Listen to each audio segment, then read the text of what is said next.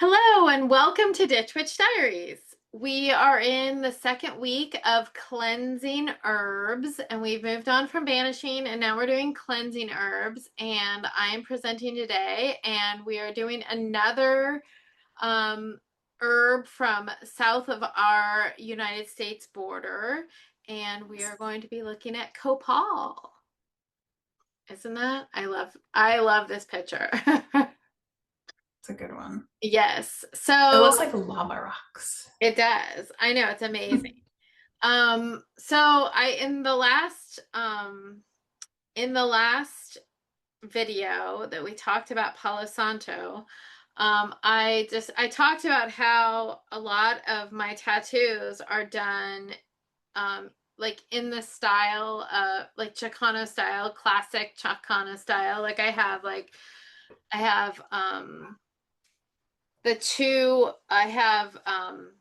two female archetypes found in the tarot, the Empress and the High Priestess done on the back of my legs in Chicano style, and then I have Virgin de Guadalupe on my arm as well.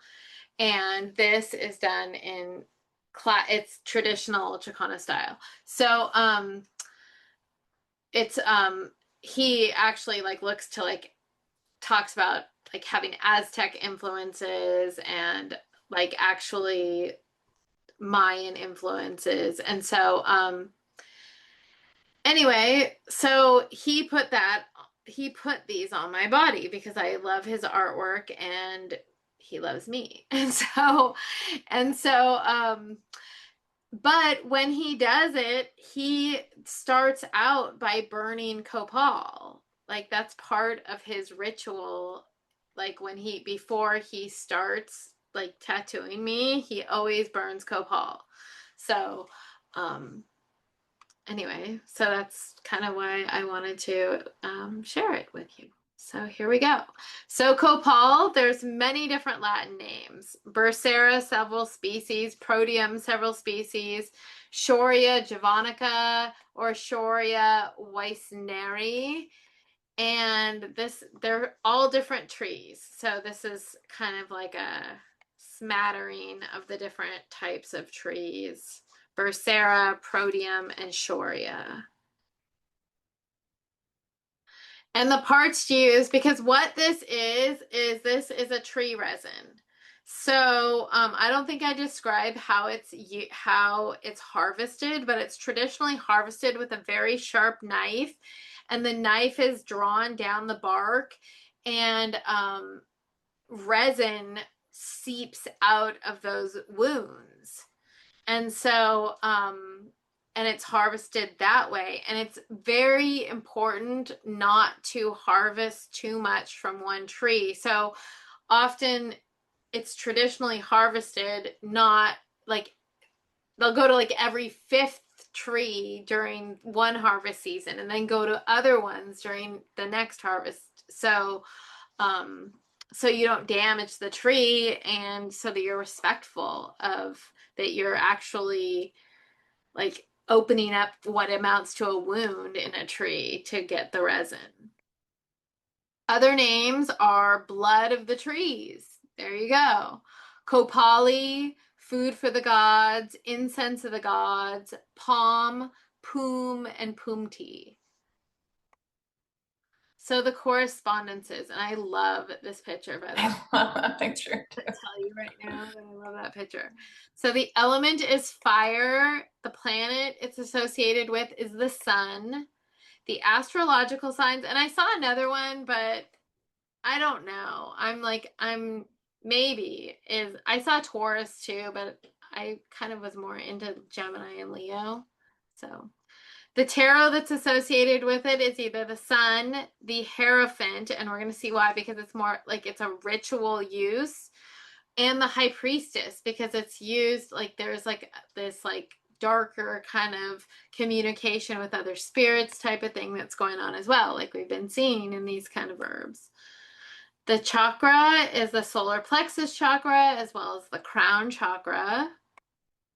and the Sabbat, and this is not like traditional Sabbat. So Day of the Dead, Dia de los Muertos, birth, death, wedding rites, and rites of passage as well. I should put and ritual, but so the moon phase is during the full moon. So that's when you should tap the trees because the resin is the most abundant during that time, which I like.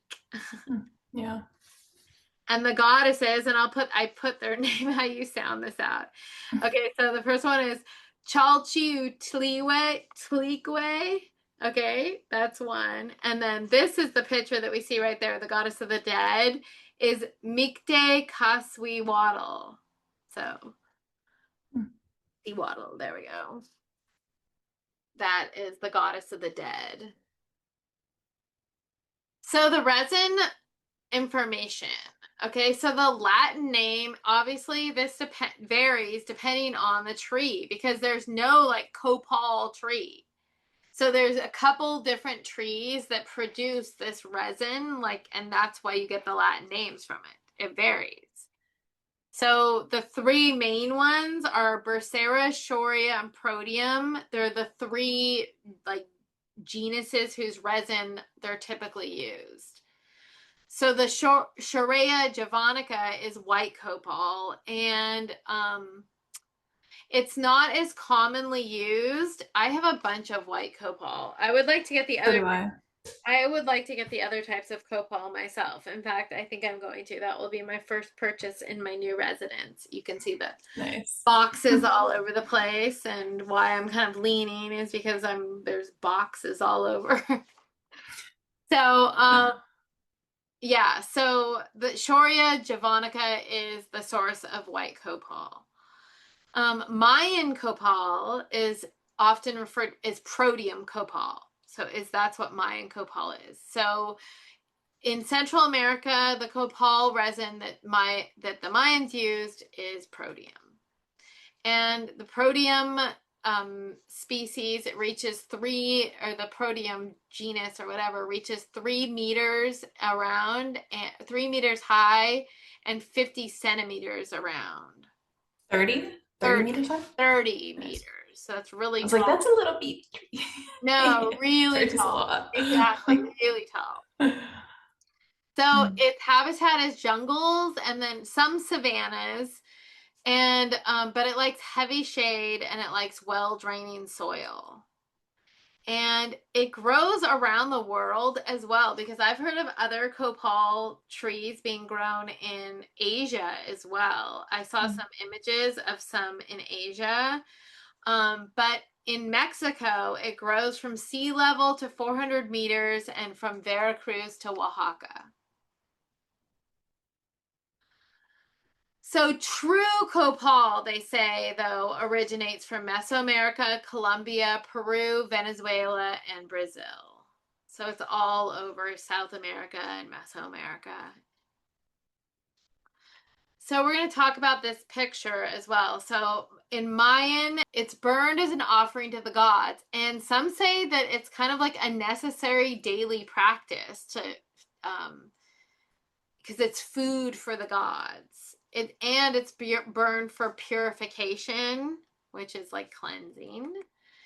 It's burned in incense burners that were shaped like heads, like human heads or animals, or in these bowls that were attached to these long sticks.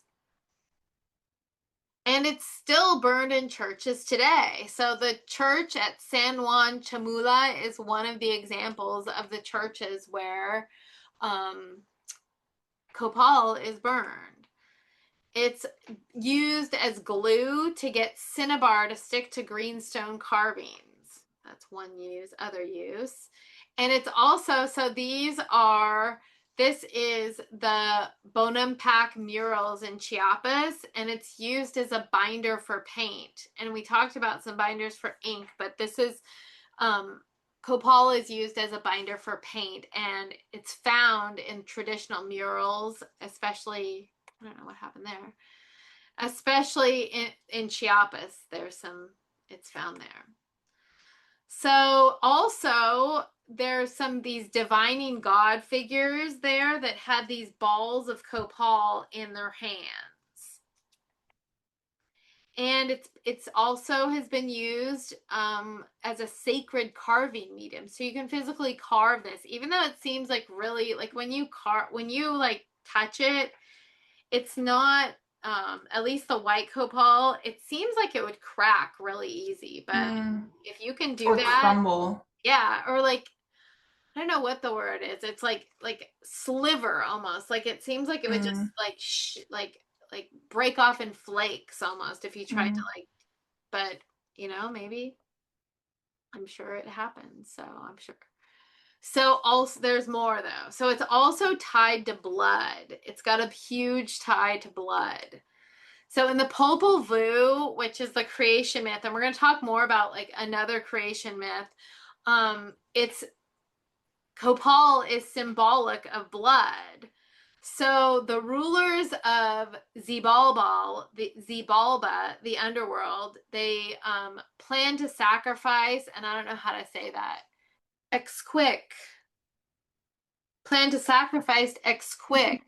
To escape her fate, she persuaded like them to accept copal in place of her blood. Okay, so if it's not white copal can be a deep red hue. Probably that protean copal is deep red.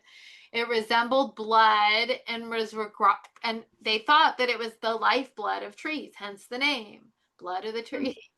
So, and also like the way that they got the copal, which was like actually kind of skinning away, it was like human and animal bloodletting.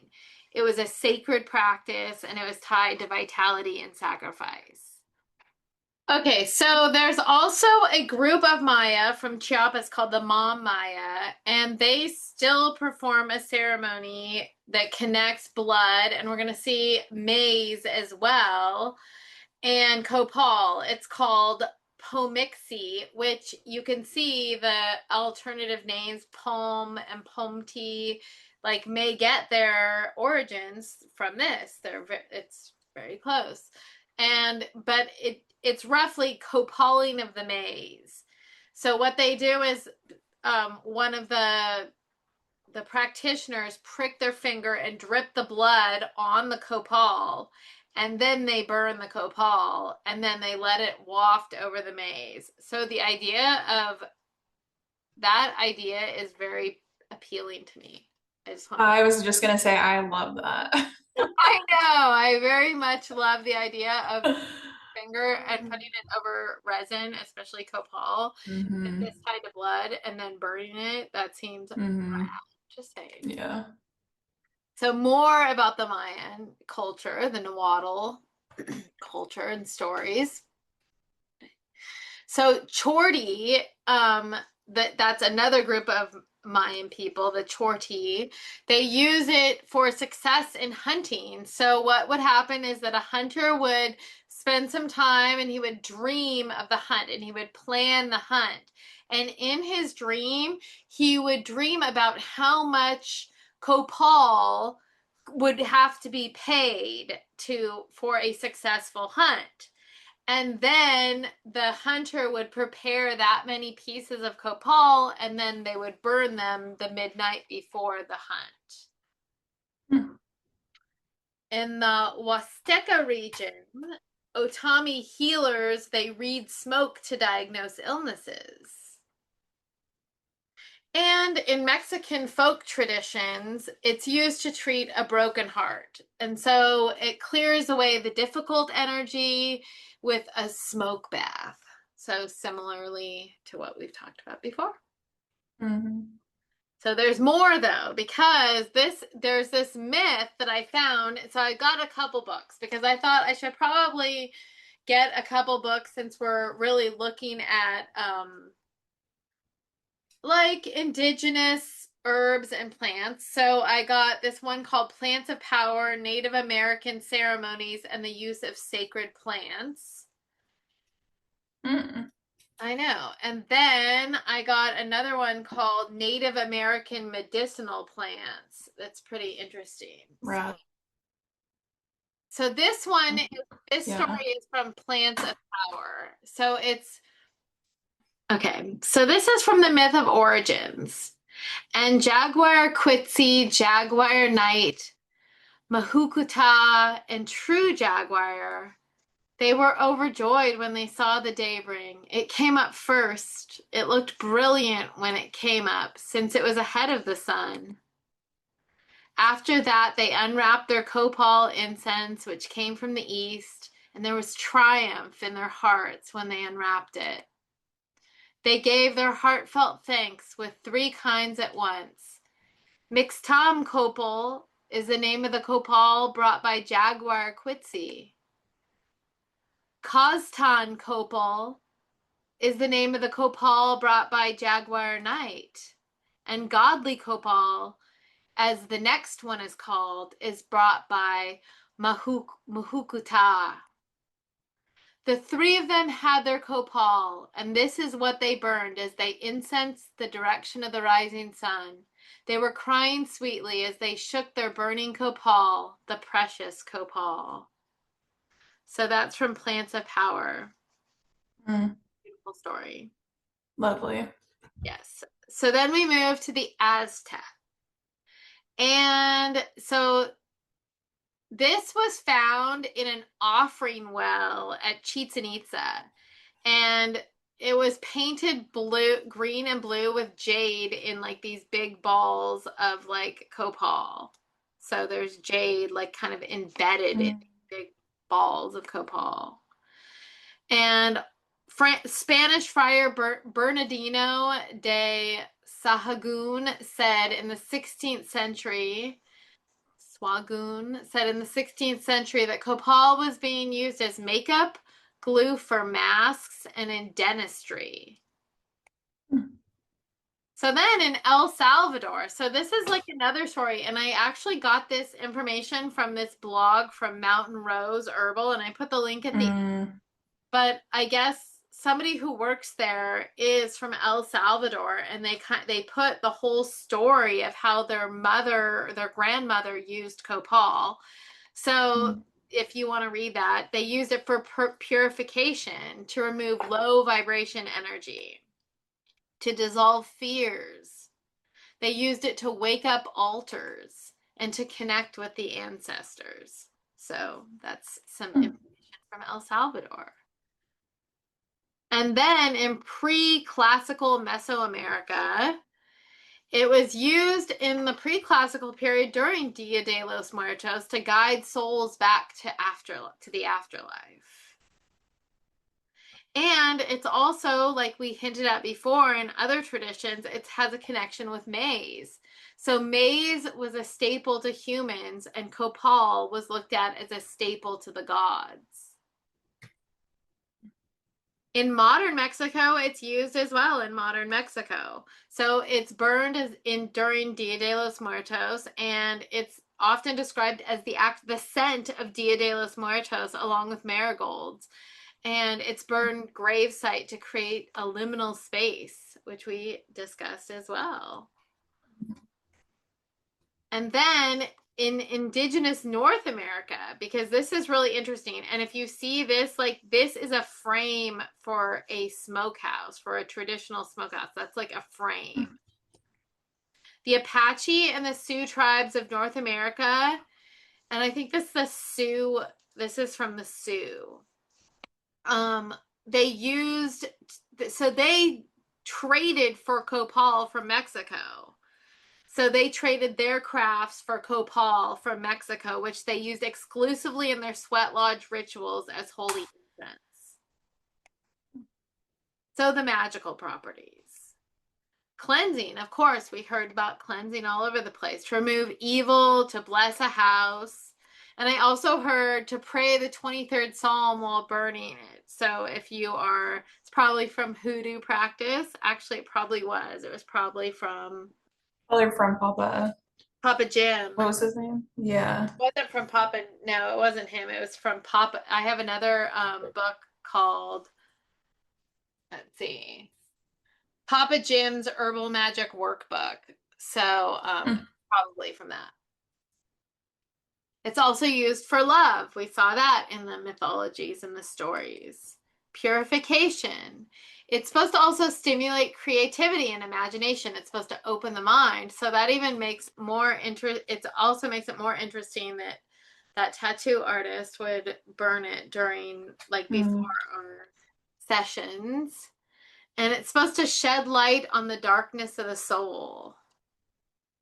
And it's used for divination during induced trance states for protection. So you can place pieces in four corners of grain houses to protect the harvest. Although I didn't see much protection. In fact, I picked the herbs that I picked for cleansing. I picked ones that weren't specifically used for protection so that we could talk about specific protection herbs. So this is Mm. much more of like a cleansing, purification type of herb. It's used for success, like we saw success in the hunt, and communication between the material and the spirit worlds, which seems to be a definite theme for both cleansing herbs as well as the banishing herbs. And we saw that with the Dia de los Muertos as well, use as well. So if you have spirit diseases, you can be cured by bathing in the smoke. So then medical information. And again, we are not doctors. This is provided for informational and educational purposes only. This is not medical advice. Not going to treat or diagnose anything. And if you require a physician, please seek one out. So the properties. It is a topical analgesic, an antifungal, antimicrobial, an antiseptic, an anti-inflammatory, of course, anti-rheumatic, the old rheumatism cure. I did antiseptic again. How fun. Antiviral, astringent, diaphoretic, a menagogue, which is, and that's it increases your blood flow. Okay. Your menses, an expectorant. I believe that's what a menagogue is. We determined, right? I just want to make I sure. believe so. Yes, because it's okay. I always get that Yeah. confused with galactagogue, and I get those two confused with Mm. another one we say as well, another gog, which sialagogue, which is increasing your saliva. Oh, nice. I know. It's an expectorant, an insect repellent, a vasodilator, and a vulnerary. So the bark, so using the tree bark itself instead of like the resin, if you boil the tree bark, you can like help your stomach and to relieve parasites. If you can powder the tree bark as an antiseptic. So, but if you use the resin warms the body, it can cure headaches, and it can reinforce loose teeth, like we heard about, plug cavities. It's used topically for eczema, dermatitis, rashes, itches, burns, insect bites, fungal and bacterial infections. A topical analgesic in the treatment of arthritis, rheumatism, gout, and muscular something. I'm sure muscular pain, Yeah. muscular aches and pains. Mm. It's good for wounds and sores. It's good for burning it for asthma, bronchitis, colds, and nasal congestion. So all of those things. And then this is like where I got all this information. So it's kind of an interesting array, but you can see this Mountain Rose blog about the Dia de los Muertos ceremony with Copal. But quite a few little interesting places. Ancient Maya life blog. Some interesting places. Anyway, let me stop sharing here. So, and we could have kind of the same conversation about cultural appropriation with Copal. Um, I was introduced to it by a Chicano man, and I I love Copal. So, um, and I've used white Copal, but I'm definitely gonna get some other. I'm gonna buy some. In fact, maybe when we stop sharing, I will go purchase some immediately. Nice. Because of course that's what I have to do when I find something that I want that bad. So I feel like I do. Um, Yeah. yeah, so I hope you guys all got something from this discussion of Copal and you feel a reverence towards it and you understand that it's like the lifeblood of the trees and that it's used with reverence by the people that use it and it should be used with reverence by you. So even if you're using it to cleanse or to whatever, to communicate, to create a liminal space, especially during Dia de los Muertos, especially at that time, or to communicate with the spirits. It's a very important resin, and I'm excited to share it with you. So we will see you at the next Ditch Witch Diaries.